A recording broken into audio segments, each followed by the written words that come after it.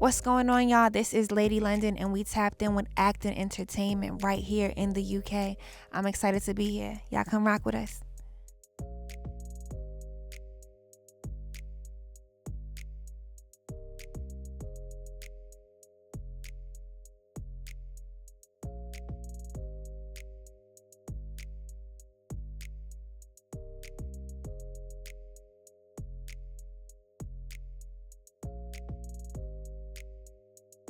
Yes, on multiple occasions. That's my guy. Yes.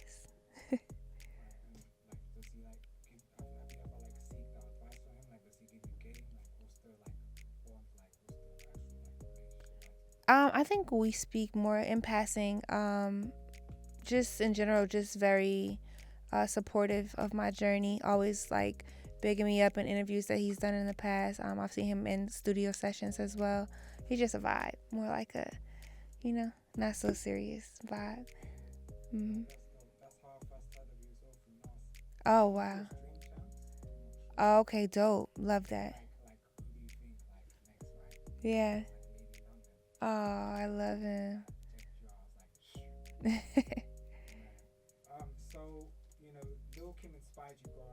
Mhm. Mhm.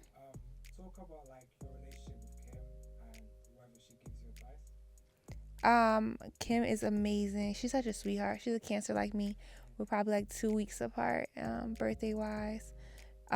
She's always really, really nice. Every time I see her, it's all love. We shot a music video a few years ago, for a movie that Nick Cannon had produced. I run into her for all the fashion events. Of course, she's the icon that she is, and she's just an amazing person overall. Yeah.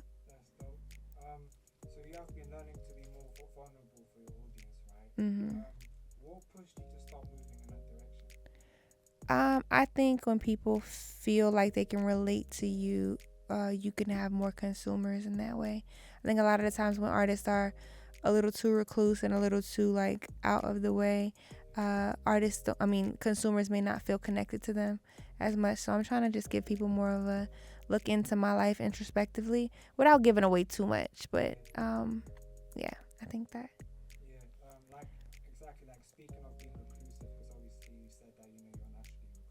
Yeah.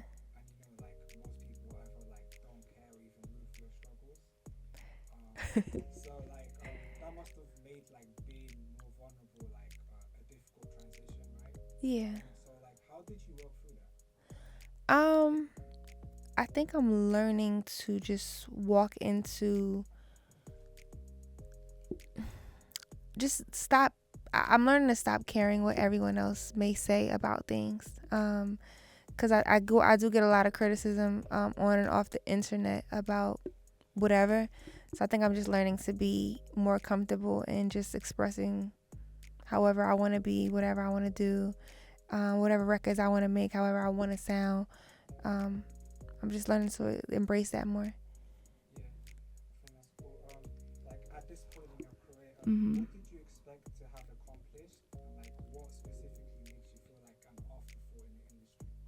What's the afterthought you said? Um, I think to date, I would expect a few more nominations, but I understand.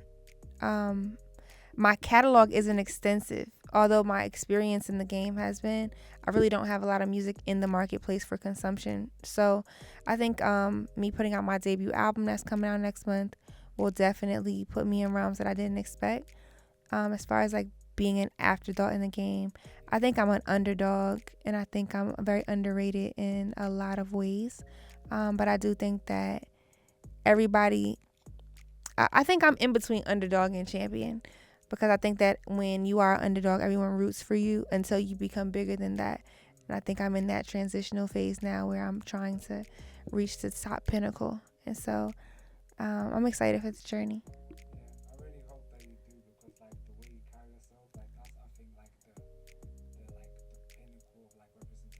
Mm. Yeah, I agree. Here we go. Exactly. Yeah. Uh huh.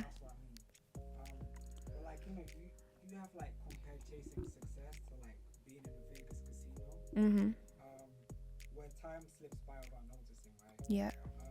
What was the moment you realized that, and how do you navigate that reality now? Um, I think in hindsight, realizing that I've been doing this since early 2019, late 2018, and then seeing it's 2025 now, it's like, wow, like, man, I feel like I've become such a different person in the last couple years. I think that's the first time I realized like how quickly your time in this game can go. What was the latter portion of the question? Yeah, the last portion was like, how do you navigate that reality now? I also do understand that time is a social construct as well. So it's what you make of it. And so, um, I'm just really enjoying the journey because there was times that I prayed to be exactly where I am now. So I want to be present in the moment and not have anxiety of the future or depression of the past. I just kind of want to stay here where my feet are. So that's important for me. Yeah. So release and boundaries are guiding principles for you, right? Mm-hmm. How do they shape the decisions you make as an artist and personally? My boundaries and Yeah, release and boundaries, like, 'cause you said those are like guiding principles for you, like in particular this year. right, correct. How do they shape the decisions like you make now, like as an artist and Mm-hmm. personally? I think I've had a difficulty implementing boundaries in my previous time through my artistry and through my personal life, and I think now just putting like more parameters around spaces has been beneficial for me in a lot of ways. I'm I always say yes. I think I'm always expected to say yes. Like, okay, no problem, no problem, no problem. I'm finally kind of asserting myself and saying no to things that I don't really want to do now. And I think it's helpful in shaping like how people view me and also how I view myself. Right. Is there anything in particular that you can highlight that like you said no to, like you didn't want to do? Um, I think more on the personal side is like um the type of people that I'm around, learning to kind of like navigate through, who's here for what reasons and who is beneficial to the next step of my career, who's helping rather than taking from. And so that's been a journey in itself. And also just like I give to the point of depletion a lot of the time. So sometimes I go without just to make sure that people have. And I think I'm working on that. That's crazy you said that. Yeah. I wouldn't think that. Yeah. But you need boundaries because, like, honestly, like the level you're on, like intellect wise and Hmm. everything like that, like it's just like I don't see any bigger than that. Like especially because like you're young, right? Yeah. It's like people who are thinking like Lady London, like they're not on that level. You feel me? So, Hmm. and that's definitely like it's refreshing to hear you open up and say that. Yeah. I wouldn't expect that, Yeah. I feel like those boundaries have already been set, like you feel me? No, it's a thing. It's a constant uphill battle. Yeah. So like during those early days when you like didn't want to see tomorrow, what exactly was holding you back or making you feel disheartened? Um, I think it's the pressures of the game in general. I think a lot of people are more discouraged than they're willing to admit publicly. Because I think we all have our days where we like kind of want to just give it a rest or whatever. But fate is something I don't think you'll run from. So I'm always put back in the position that I've dismissed at one point. But it's the game is hard. It's difficult. Anyone who tells you otherwise is just not being truthful to themselves. It's a difficult journey, but it's equally as sacrificial as it is rewarding, I think. So I've been having a good time through even the worst of it. Yeah. Hmm. And I think it's difficult because like Lady London is a person who doesn't compromise her morals or integrity. Hmm. I can see that, and I'm not just saying it because I'm in front of you. Like I can actually see it. Right. So do you think like with that kind of makes it harder to navigate the industry, just knowing how it really is? Yeah, definitely. I think everything has its challenges though. So regardless, even if I were to compromise in some way or form, you're always met with another challenge on the other end. It's like the goalpost continues to be moved. Um, so I think the music industry and true success, ultimate success in it, is just a moving target. It continues to kind of like move itself around. You never really quite hit what you want the most out of it. DJ Clark Kent stopped you from leaving the game. What words or advice from him hit the hardest and became the turning point for you? Um, I think he always reminded me of my importance in the game, like what was missing from rap music, what was missing from hip hop. I think he was a pillar and a catalyst for why I continued, because he reminded me of why I started. Um, and yeah, I mean, there's so many words of encouragement he's given over the years. It's hard to even say just one.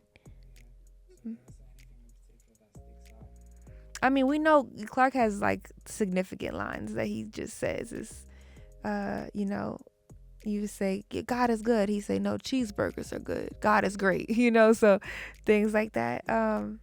Just a great mentor and overall just a great human being. So yeah.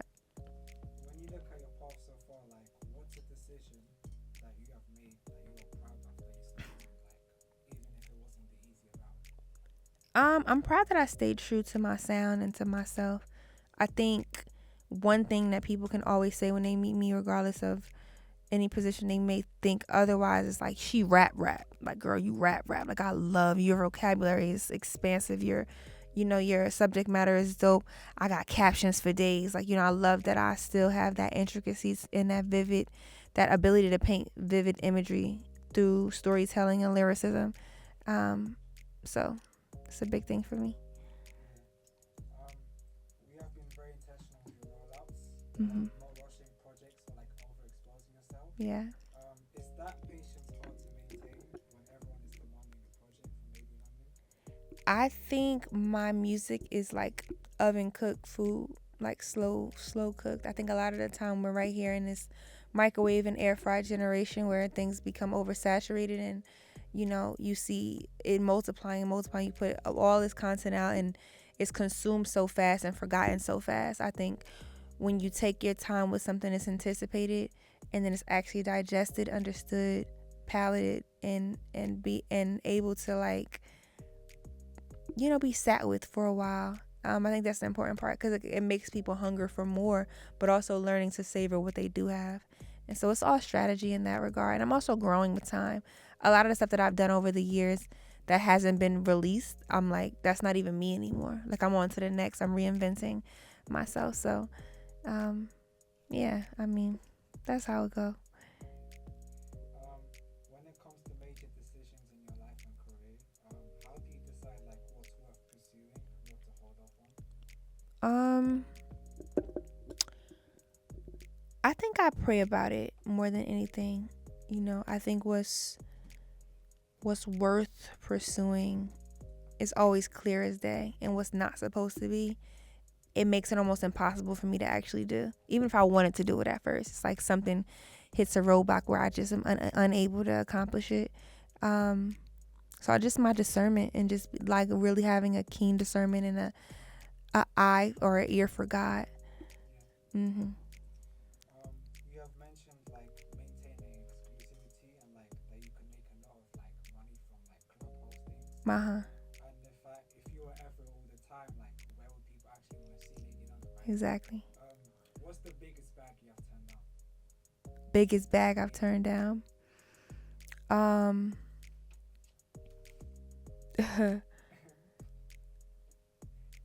uh I think like a $60,000 check before I've turned down. But it was a lot that went into that. We won't even get into that on camera. It was a lot. I appreciate you sharing that. Yeah, of course. Like back in 2020, right? You shared the photo of Young Thug Mhm. and mentioned working together. Mhm. How did that connection even come about? I was actually in the studio with Thug uh around that time with Wale. Wale's like one of my closest friends, and him and Thug were working on some records together for, I can't remember whose project it was for, but I mean, super charismatic person, just in general. That was our only time I've ever met him, but he was really nice. Mhm. Yeah, I want to work with everybody.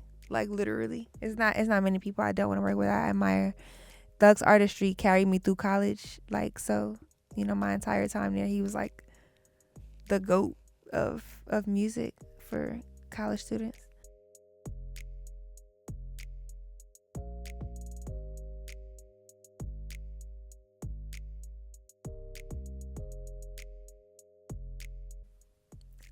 Monica's like the cool auntie. Like she's so sweet, always very like embracing, always very encouraging. I think that's like anyone's experience with her though. I feel like anyone who is able to encounter her and meet her, they just feel like a sense of like familiar, like a family, like a warm hug. She's just super sweet. I'm excited for her upcoming tour with Brandy and Money Long, and all the guests she's bringing on.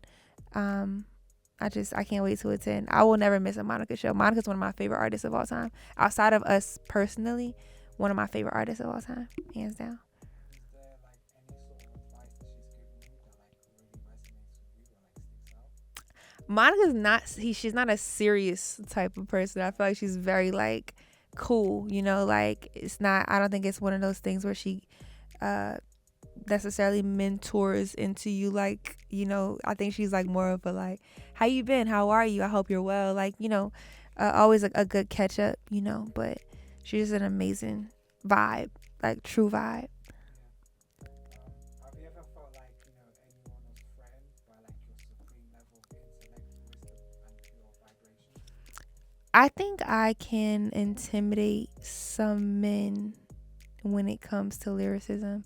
I've had like people change verses on songs like after I've got onto a record before. So I think if anything, um, I think I rap on a level of eliteness that can challenge even the dopest of men.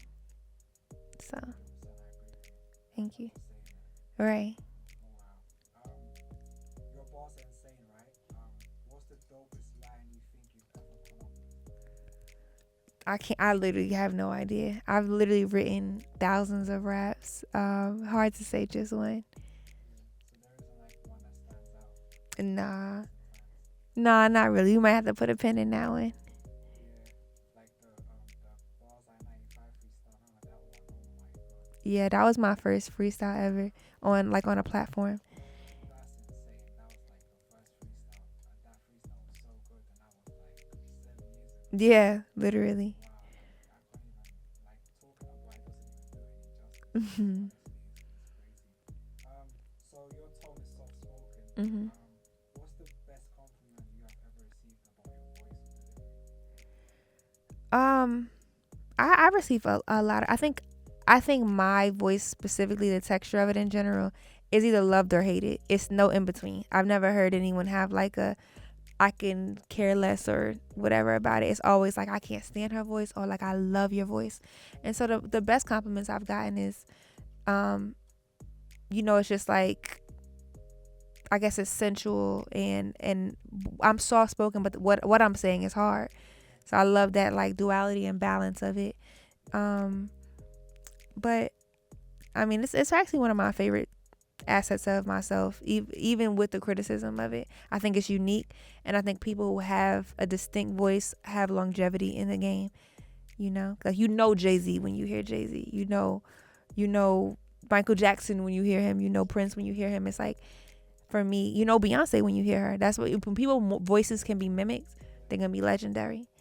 Yeah, that's exactly your voice. Like you said, like criticism, right? Like Yeah. what are people saying? Like Oh, I don't know. They don't like the way it sounds. I sound nasally or whatever. It's a lot of things, but I mean, it's me. It's authentic. I don't know what to tell anybody. yeah. Speaking on how you found your sound, right? You have mentioned like combining the artists you love and Yeah. like adding a little bit of Aaliyah's grace. Mhm. Who I think like you really resemble with like your soft-spoken voice, demeanor, and look. What is it about Aaliyah's grace that resonates with you? And if you could you play her like in a movie or a miniseries? Oh yeah, I would love to. I feel like Aaliyah had this regalness to her that was like it almost like it filled the room up. I think she had a presence about her that was not only alluring, but it was also like graceful and soft and mysterious as well. I love her mysterious undertone that I think a lot of people, even in her passing, till this day we celebrate, but we're not really sure of her, like for real, about like her as a woman, as like what she may have navigated through. You know, we never really know. We just see how she appears, and it always appears very graceful. I would love to play her in a biopic, and I would like beyond to just embrace the role at its best potential. Hmm. Yeah, I know. I would love to. Call me, beat me. You have said to be careful and mindful of who you surround yourself. Hmm. But I want you to like enlighten us on the very narrow wall and door of destiny. Like expand on that for us. Hmm. They say like the path of the narrow is the path of the successful. So like when you think about getting through like a doorway, um, and you have people with you, the most ideal way is to enter individually, one after the other. That way everybody can get through. I think a lot of the times, a lot of people prefer to be the face of things. A lot of people want to be the bosses. There's no workers amongst too many bosses. So I think a lot of times when people are trying to be side by side with you, if you're linked arms with people to your left and to your right, trying to get through one door frame, it's impossible. Somebody's not gonna make it through. So I think it's just not having a crab in a barrel mentality and understanding that sometimes you either play the forefront or you play the background, but it depends on your season. And I think that's just important to embrace where your place is at that time to get through that doorway. Right. You said to know me is to know that I treat every person I encounter as if they had the key to my destiny. Hmm. From the janitor to the CEO, in my mind, like you never know on what terms we'll meet again. Hmm. What shaped that perspective? I think when I moved to Los Angeles after I had finished undergrad, I remember my key thing I remember is people would ask me what I do before they asked me what my name was.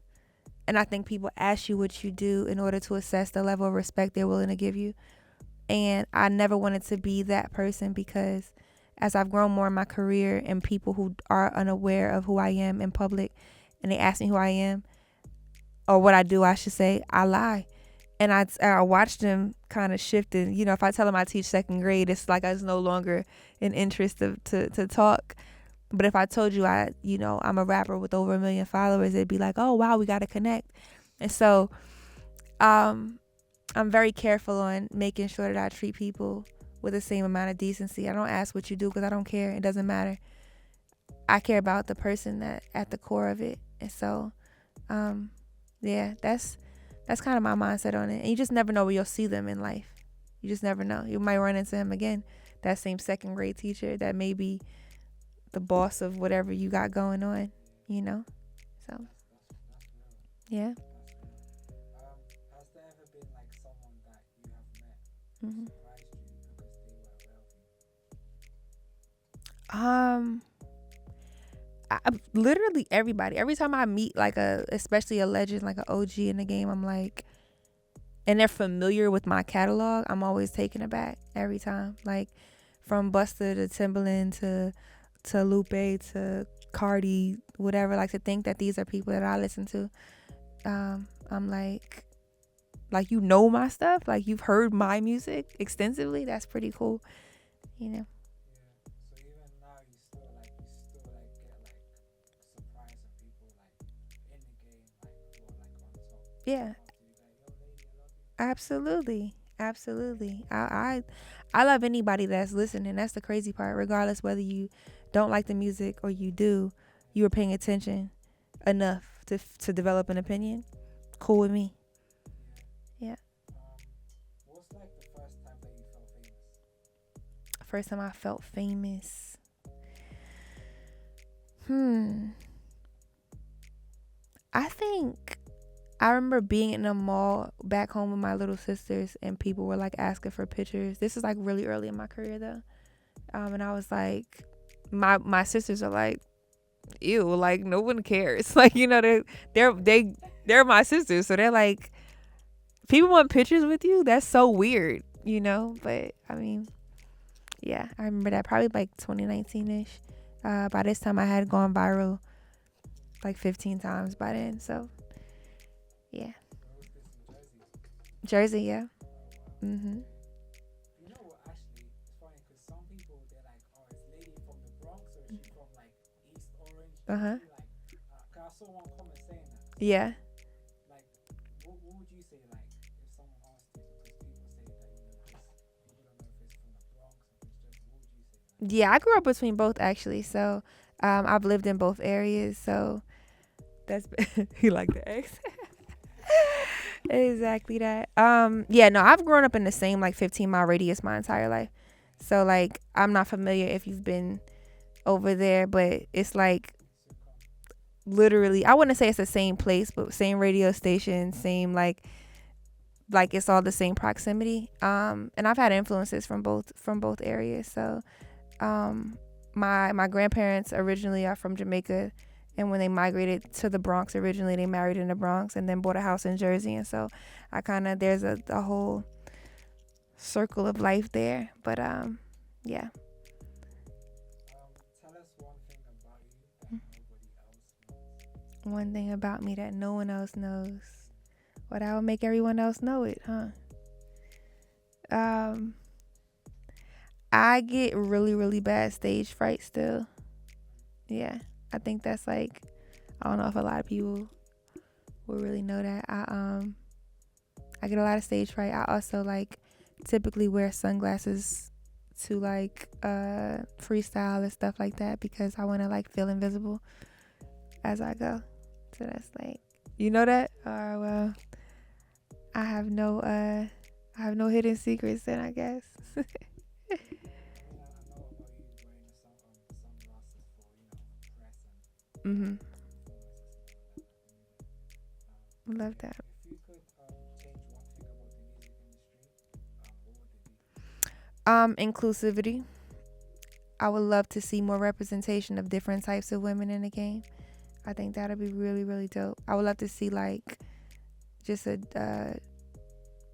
I guess a spectrum, a wide spectrum of different type of music and contributions and subject matter to hit the rap game. Okay, cool. Yeah. Closing question. If you had to think of one word Mhm. that's most important to you, or that sums you up, what would it be? And why? Um, one word.